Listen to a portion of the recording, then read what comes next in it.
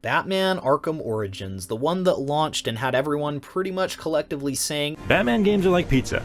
Even when they're not very good, they're still pretty good. But now it's gained a cult following, and if you ask people today what they think of Arkham Origins, many will tell you that it is bar none the best Arkham game. Now, I'm not going to be that guy who pretends like I've either never played this game or that I played it like once in 2013 and never touched it again. I've played this game on and off over the years, but this year, for December, I decided I wanted to play through the whole thing again. I wanted to experience all of it and see what I thought, and I am happy to report that this game has aged very, very well. It's also still amazing to me just how much more I like the Batman Arkham gameplay loop than I did Gotham Knights. I know that that might be a controversial opinion, especially for people who liked Gotham Knights, but it's really no contest for me. When I was playing Batman Arkham Origins, I got so lost and immersed in the story and the world that I honestly forgot I was playing a game a few times. I was just having so much fun doing it that I wasn't even thinking about what I was doing.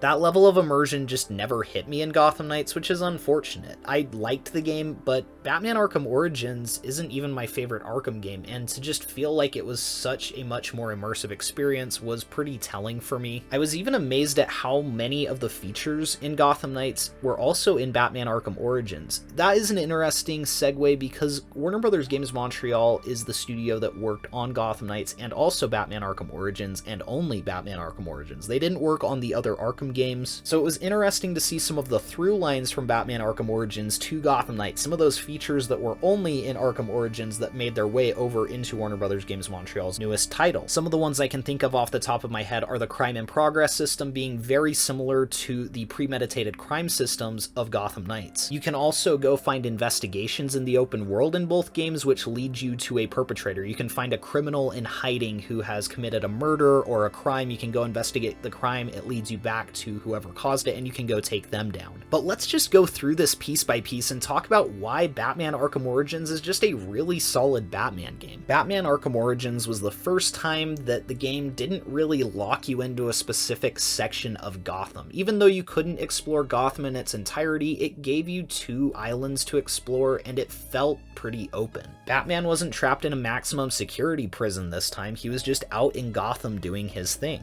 This would have been refreshing except for the fact that there are absolutely no civilians on the sidewalk or cars on the road, and the city feels very lifeless. The only really huge redeeming quality for it is the snowfall. The snow is beautiful in this game, and I really appreciated its inclusion. The Christmas decorations around the city are really vibrant, and the windows that are lit up around the city add a sense of life to it, but it just wasn't quite enough. I wish that there had been a little bit of a population on the streets below, besides the criminals. Outside of that nitpick though, this is a surprisingly dense open world. There are Riddler challenges and collectibles for you to solve. There are plenty of side missions that are offshoots of the main campaign that actually feel meaningful and really compelling to explore. A lot of the villains in this game, such as Anarchy and Copperhead and Lady Shiva, didn't feel like A-list choices, but felt like Warner Bros. Games Montreal reached a little bit further down into the barrel of Batman's rogues gallery, and it was refreshing to see new villains take the lead here. It would have been cool to see the origins of villains such as Poison Ivy and Scarecrow, but that also could have been cool to see in a sequel that we never got. So I can't really fault Warner Bros. Games Montreal for being a little bit conservative with how many villains they put into this game, but that's maybe even a little bit of a misnomer of a statement there, because dang, there are a lot of villains in this game. Joker's here, Bane's here, Black Mask is here. There are 8 assassins total, and that's not including a lot of the side villains such as the Mad Hatter and Penguin. I think the side missions of Batman Arkham Origins mirror the success of the side missions of Batman Arkham City in that they almost feel like deleted scenes of the main campaign.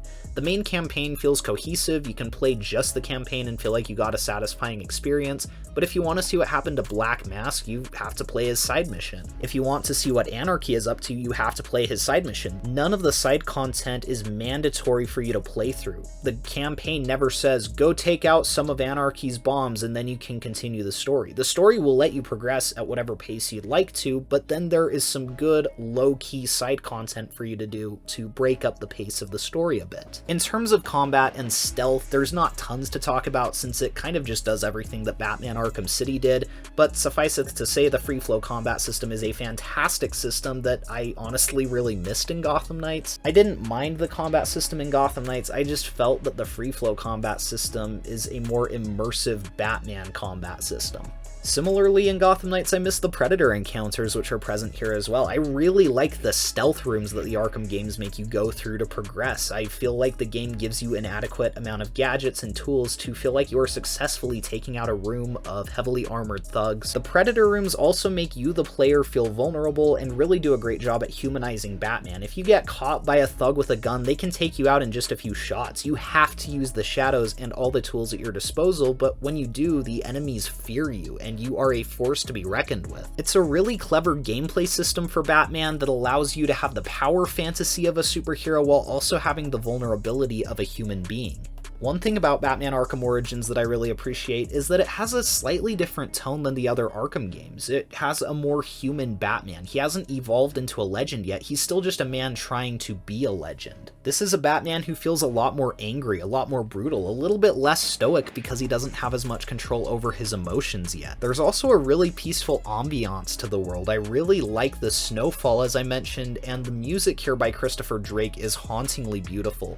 Having Joker's theme be a creepy rendition of Carol of the Bells was a stroke of genius. The cutscenes here too also look really flashy, and often I'll find myself YouTubing the cutscenes of Arkham Origins just so I can watch through them because they were so well handled. I wish that there were 1080p versions of these cutscenes out there instead of just the 720p ones. Overall, Arkham Origins is a really solid Batman game that tells a really compelling story about Batman's early days as a crime fighter. I like the Christmas theme, I like the combat, the stealth encounters feel well paced, the boss battles feel great. Even though I would argue that Batman Arkham City is the superior game, there is a certain feel about Batman Arkham Origins that makes you feel more like a day-to-day crime fighter. It doesn't feel like you're involved in one of Batman's biggest narratives, you feel like Batman on a more regular basis here. Sure, the story is still large in scope, but a lot of the side activities feel more down to earth. It feels like Batman operating more as usual rather than under extreme duress. Overall, it's just really solid, and I think you should check it out if you haven't, or if you just haven't played the game in a while. You can play it on PC, or you can play it on your Xbox One or Series X through backwards compatibility if you have a 360 copy of the game. But please do feel free to let me know in the comments below what you think of Batman Arkham Origins. I'm just really happy that I'm enjoying it this much again. But thank you all so much for watching. Please be sure to like and subscribe if you enjoyed the video, and we will see you guys in the next one.